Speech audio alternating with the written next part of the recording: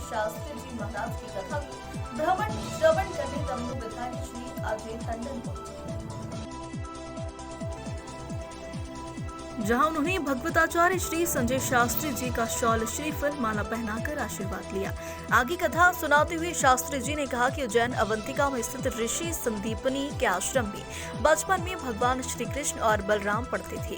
वहां उनके कई मित्रों में से एक सुदामा भी थे। सुदामा के बारे में बहुत कुछ लिखा गया है। कहते हैं कि सुदामा जी शिक्षा और दीक्षा के बाद अपने ग्राम अस्मावतीपुर वर्तमान पोरबंदर में भिक्षा मांगकर अपना जीवन यापन करते थे। सुदामा एक गरीब ब्राह्मण थे। विवाह के बाद वे अपनी पत्नी सुशीला और बच्चों को बताते रहते थे कि मेरे मित्र द्वारिका के राजा श्री कृष्ण हैं, जो बहुत ही उदार और परोपकारी है। यह सुनकर एक दिन उनकी पत्नी ने डरते हुए उनसे कहा कि यदि आपके मित्र साक्षात लक्ष्मीपति है और उदार है तो आप क्यों नहीं उनके पास जाते हैं? वे निश्चित ही आपको प्रचुर धन देंगे, जिससे हमारी कष्टमय गृहस्थी में थोड़ा बहुत तो सुख आ जाएगा। सुदामा संकोचवश पहले तो बहुत मना करते रहे, लेकिन पत्नी के आग्रह पर एक दिन वे कई दिनों की यात्रा करके द्वारिका पहुंच गए।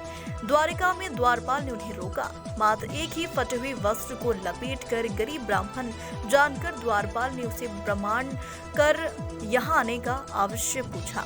जब सुदामा ने द्वारपाल को बताया कि मैं श्री कृष्ण का मित्र हूँ, तो द्वारपाल को आश्चर्य हुआ। फिर भी उसने नियमानुसार सुदामा जी को वहीं ठहरने को कहा और खुद महल में गया और श्री कृष्ण से कहा कि हे प्रभु, एक फटेहाल दीन और दुर्बल ब्राह्मण आपसे मिलने चाहता है, जो आपको अपना मित्र बताकर अपना नाम सुदामा बतलाता है। द्वारपाल के मुख से सुदामा नाम सुनकर प्रभु सुदभुत होकर नंगे पैर ही द्वार की ओर दौड़ पड़े। सुदामा को देखते ही अपने हृदय से लगा लिया और प्रभु की आंखों से आंसू निकल पड़े। वे सुदामा को आदर पूर्वक अपने महल में ले गए।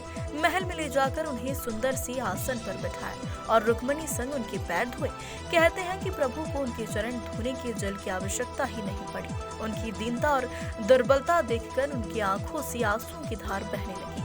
स्नान भोजन आदि के बाद सुदामा को पलंग पर बैठाकर श्री कृष्ण उनकी चरण सेवा करने लगे और गुरुकुल में बिताए दिनों की बात करने लगे। बातों ही बातों में यह प्रसंग भी आया कि किस तरह दोनों मित्र वन में सुविधा लेने गए थे और रास्ते में मूसलाधार वर्षा होने लगी तो दोनों मित्रों एक वृक्ष पर चढ़कर बैठ गए। सुदामा के पास एक पोटली में दोनों के खाने के लिए गुरु माता के दिए हुए चने थे, किंतु वृक्ष पर सुदामा अकेले ही चने खाने लगे। चने खाने की आवाज सुनकर श्री कृष्ण ने पूछा कि क्या खा रहे हो? सखा सुदामा ने यह सोचकर झूठ बोल दिया कि कुछ चने कृष्ण को भी देने पड़ेंगे। उन्होंने कहा कि कुछ खा नहीं रहा हूँ, या तो ठंड के मारे मेरे दांत कड़कड़ा रहे हैं। इस प्रसंग के दौरान ही श्री कृष्ण ने पूछा कि भाभी ने मेरे लिए कुछ तो भेजा होगा। सुदामा संकोचवश एक पोटली छुपा रहे थे। भगवान मन में हंसते हैं कि उस दिन चने छुपाए थे और आज तंदूर छिपा रहा है। फिर भगवान ने सोचा कि जो मुझे कुछ नहीं देता, मैं भी उससे कुछ नहीं देता, लेकिन मेरा भक्त है तो अब इससे छीनना ही पड़ेगा। तब उन्होंने तंदूर की पोटली छीन ली और सुदामा के प्रारंभ कर्मों को क्षीण करने के हेतु तंदूर को बेहद चाव से खाया।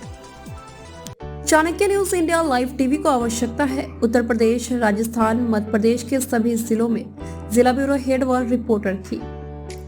संपर्क करें 9643761495 www.chanakyaMediaNetwork.com। Registered by government of India, CMN media PVT LTD। अब आप अपने चहेते चाणक्य न्यूज इंडिया को जल्द ही देख पाएंगे Jio TV, Airtel x stream, rock TV, ईबाबा टीवी और बहुत से लीडिंग OTT प्लेटफॉर्म पे। चाणक्य न्यूज इंडिया से जुड़ने के लिए संपर्क करें 9643761495।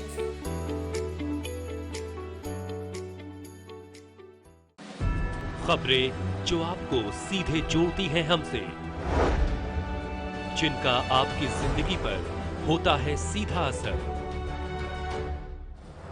खबरों की वही तस्वीर, बिना बदले, बिना डरे, जज्बा सच का लिए, सच दिखाते हैं।